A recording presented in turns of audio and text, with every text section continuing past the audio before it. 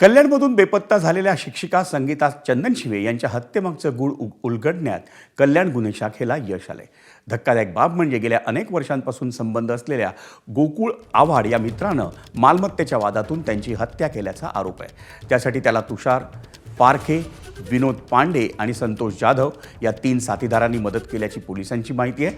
या प्रकरणी पोलिसांनी 2 आरोपींना अटक केली असून इतर आरोपींचा शोध सुरू आहे. कल्याण पश्चिमेच्या मोहने परिसरात राहणाऱ्या संगीता चंदनशिवे या 14 जुलैला नेहमीप्रमाणे शाळेत जाण्यासाठी घराबाहेर पडल्या होत्या, पण त्यानंतर त्या घरी परतल्याच नाहीत.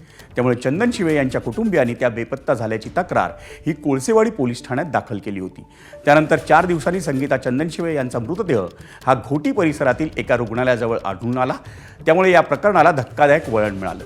या प्रकरणात कोळसेवाडी पोलीस आणि कल्याण गुन्हे शाखेनं समांतर तपास सुरू केला. या तपासादरम्यान मृत शिक्षिकेच्या ATM कार्डचा वापर करून घोटी परिसरातच पैसे काढण्यात आल्याचं पोलिसांच्या निदर्शनास आलं. त्यानंतर ATMमधलं CCTV फुटेज आणि तांत्रिक तपासाच्या आधारे आरोपींची ओळख पटवण्यात पोलिसांना यश आलं.